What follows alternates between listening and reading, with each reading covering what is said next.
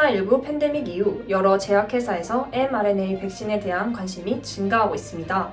mRNA 백신은 흔히 드러그 딜리버리 시스템이라 불리는 약물 전달 시스템 기술을 이용한 것으로 코로나19 특이 스파이크 단백질을 만드는 유전자를 RNA 형태로 만들어 우리 몸에 투여하는 방식으로 이용하였습니다. mRNA, DDS, 약물 전달 시스템? 이게 다 무슨 말일까요? 우리 생활에 직접적인 영향을 주고 있는 바이러스. 이젠 정확한 용어와 개념을 알아야 합니다. 약물 전달 시스템의 기본 개념과 중요성, 분류까지 알아봅시다. DDS란 드러그 딜리버리 시스템으로 목표하는 부위에 필요한 양의 약물이 효율적으로 전달되도록 약물 제형을 설계하고 부작용을 최소화하고 효과를 극대화하기 위한 약물 치료를 최적화하는 기술을 말합니다. 드러그 딜리버리 시스템은 의약품의 단순한 배합에서부터 고도의 기능성까지 갖는 제형까지 통칭하는 것을 말합니다. 이는 인체의 다양한 경로를 통해 환자에게 적용되고 있습니다. 투여 경로에 따라 다음의 5가지로 분류할 수 있습니다. 경구 투여형, 경피 투여형, 주사형, 폐흡입형, 점막 투여형이 있습니다. 각각의 특징에 대해 알아봅시다. 경구 투여형은 쉽게 말해 먹는 약으로 약물 투여 방법 중 가장 일반적이며 시장에서 가장 높은 비율을 차지합니다. 경구로 투여된 약물은 위에서 분해, 분산, 융해되어 최종적으로 위장관 점막을 통해 흡수됩니다. 경피 투여형은 피부에 바르거나 붙이는 약으로 위장관을 거치지 않아 약물 흡수에 영향을 미치는 위장관 내 pH, 효소, 음식물 등에 무관하여 투여할 수 있다는 장점이 있습니다. 하지만 약물의 특성에 따라 경피 흡수가 불가능할 수 있으며 예민한 피부의 경우에는 사용이 제한된다는 단점이 있습니다. 주사형은 정맥주사, 근육주사, 피하주사, 피내주사 등의 방법을 이용하며 정확한 용량의 약물을 주입할 수 있는 투여 방식입니다. 이는 빠르게 목표 부위에 도달할 수 있다는 장점을 가지지만 통증으로 인한 환자의 수능도가 좋지 않으며 감염 등 부작용이 있을 수 있다는 단점이 있습니다. 폐흡입형은 약물을 폐, 기관지와 같은 호흡기에 노출시켜 폐포를 통해 약물이 흡수되도록 하는 방식으로 주로 호흡기 질병 치료에 사용하는 약물에 사용됩니다. 점막 투여형은 눈, 코, 질, 직장, 구강 등의 점막을 통해 약물을 전달하는 방식으로 보통 어느 한 부분의 작용을 목적으로 합니다. 드러그 딜리버리 시스템은 투여 경로뿐만 아니라 어떤 기술을 사용하는지에 따라서도 분류할 수 있습니다.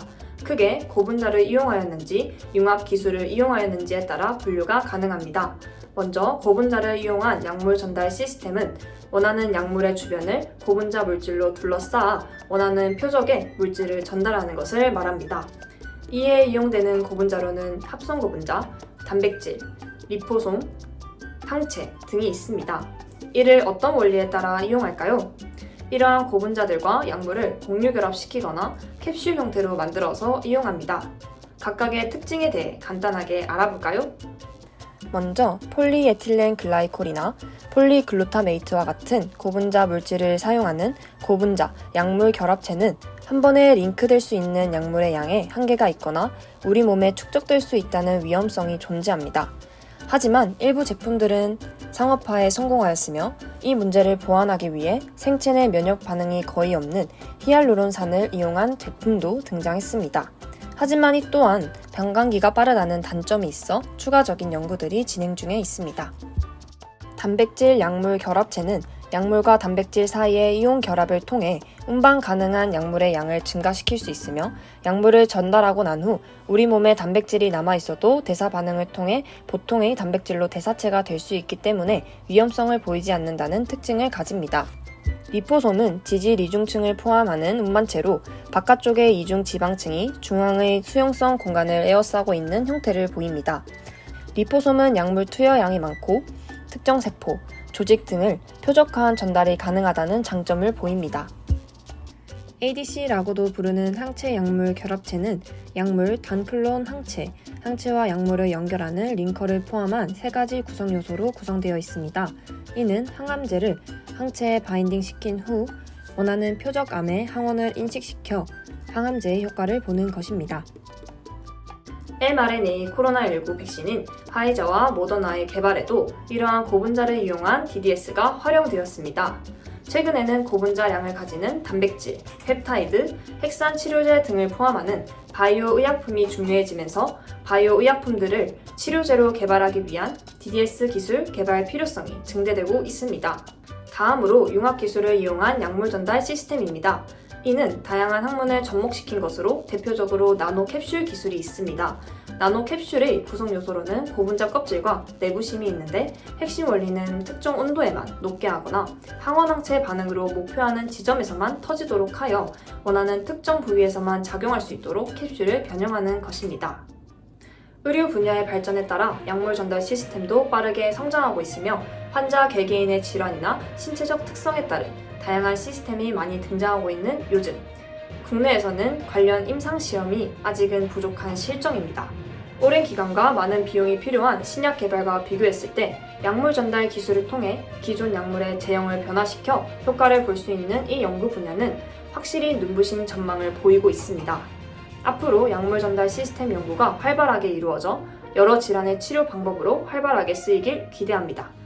DDS는 약물 전달의 최적화를 목적으로 생체 내 작용 부위에서 약물을 선택적으로 설계하여 보다 높은 유효성, 안전성, 신뢰성을 기대하고 약물의 최적 치료 효과를 얻을 수 있도록 해줍니다.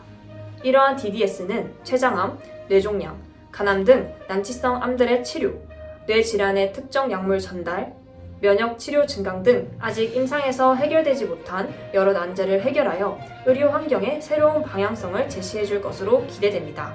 즉, 여러 질환에 대한 치료 잠재력을 가지고 있는 기술이라 할 수 있습니다. 현재 제약 바이오 산업에서는 신약 개발만큼이나 DDS에 집중하고 있으며 제약 분야에 관심을 가지고 있는 분들이라면 이 흐름을 따라가야 할 것입니다. 여러분들의 호기심이 이 영상으로 해결되었기를 바라며 다음에는 더 유익한 소식으로 찾아오는 팜블리가 되겠습니다. 감사합니다.